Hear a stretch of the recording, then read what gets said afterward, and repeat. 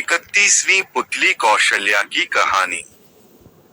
31वीं पुतली, जिसका नाम कौशल्या था, ने अपनी कथा इस प्रकार कही। राजा विक्रमादित्य वृद्ध हो गए थे तथा अपने योग बल से उन्होंने यह भी जान लिया कि उनका अंत अब काफी निकट है। वे राजकाज और धर्म कार्य दोनों में अपने को लगाए रखते थे। उन्होंने वन में भी साधना के लिए एक आवास बना रखा था। एक दिन उसी आवास में एक रात उन्हें अलौकिक प्रकाश कहीं दूर से आता मालूम पड़ा। उन्होंने गौर से देखा तो पता चला कि सारा प्रकाश सामने वाली पहाड़ियों से आ रहा है। इस प्रकाश के बीच उन्हें एक दमकता हुआ सुंदर भवन दिखाई पड़ा। उनके मन में भवन देखने की जिज्ञासा हुई और उन्होंने काली द्वारा प्रदत्त दोनों बेतालों का स्मरण किया। उनके आदेश पर बेताल उन्हें पहाड़ी पर ले आए और उनसे बोले कि वे इसके आगे नहीं जा सकते। कारण पूछने पर उन्होंने बताया कि उस भवन के चारों ओर एक योगी ने तंत्र का घेरा डाल रखा है तथा उस भवन में उसका निवास है। उन घेरों के भीतर वही प्रवेश कर सकता है जिसका पुण्य उस योगी से अधिक हो।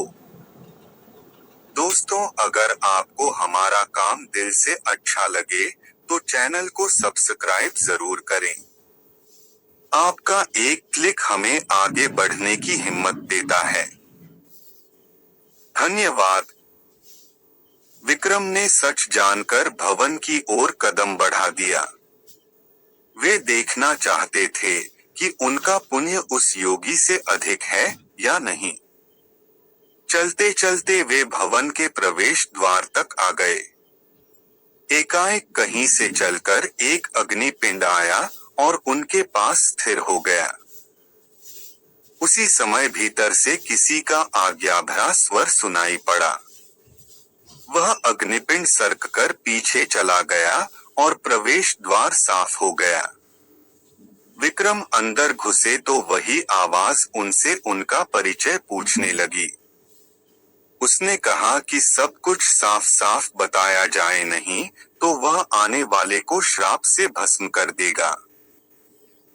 विक्रम तब तक कक्ष में पहुंच चुके थे और उन्होंने देखा कि योगी उठ खड़ा हुआ। उन्होंने जब उसे बताया कि वे विक्रमादित्य हैं, तो योगी ने अपने को भाग्यशाली बताया। उसने कहा कि विक्रमादित्य के दर्शन होंगे, यह आशा उसे नहीं थी। योगी ने उनका खूब आदर सत्कार किया तथा विक्रम से कुछ मांगने को बोला। राजा विक्रमादित्य ने उससे तमाम सुविधाओं सहित वह भवन मांग लिया। विक्रम को वह भवन सौंपकर योगी उसी वन में कहीं चला गया। चलते चलते वह काफी दूर पहुंचा तो उसकी भेंट अपने गुरु से हुई। उसके गुरु ने उससे इस तरह भटकने का कारण जानना चाहा तो वह बोला कि भवन उसने राजा विक्रमादित्य को दान कर दिया है। उसके गुरु को हंसी आ गई। उसने कहा कि इस पृथ्वी के सर्वश्रेष्ठ दानवीर को वह क्या दान करेगा, और उसने उसे विक्रमादित्य के पास जाकर ब्राह्मण रूप में अपना भवन फिर से मांग लेने को कहा। वह वेश बदलकर उस कुटिया में विक्रम से मिला जिसमें वे साधना करते थे। उसने रहने की जगह की याचना की। विक्रम ने उससे अपनी इच्छित जगह मांगने को कहा तो उसने वह भवन मांगा। विक्रम ने मुस्कुराकर कहा कि वह भवन ज्यों का त्यों छोड़कर वे उसी समय आ गए थे। उन्होंने बस उसकी परीक्षा लेने के लिए उससे वह भवन लिया था। इस कथा के बाद 31वीं पुतली ने अपनी कथा खत्म नहीं की। वह बोली, राजा विक्रमादित्य भले ही देवताओं से बढ़कर गुण वाले थे और इंद्रासन के अधिकारी माने जाते थे, वे थे तो मानव ही।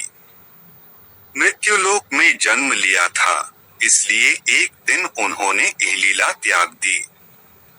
उनके मरते ही सर्वत्र हाहाकार मच गया। उनकी प्रजा शोकाकुल होकर रोने लगी। जब उनकी चिता सजी तो उनकी सभी रानियां उस चिता पर सती होने को चढ़ गईं। उनकी चिता पर देवताओं ने फूलों की वर्षा की। उनके बाद उनके सबसे बड़े पुत्र को राजा घोषित किया गया। उसका धूमधाम से तिलक हुआ, मगर वह उनके सिंहासन पर नहीं बैठ सका। उसको पता नहीं चला कि पिता के सिंहासन पर वह क्यों नहीं बैठ सकता है। वह उलझन में पड़ा था कि एक दिन स्वप्न में विक्रम खुद आए। उन्होंने पुत्र को उस सिंहासन पर बैठने के लिए पहले देवत्व प्राप्त करने को कहा। उन्होंने उसे कहा कि जिस दिन वह अपने पुण्य प्रताप तथा यश से उस सिंहासन पर बैठने लायक होगा तो वे खुद उसे स्वप्न में आकर बता देंगे। मगर विक्रम उसके सपने में नहीं आए तो उसे नहीं सूझा कि सिंहासन का किया क्या जाए।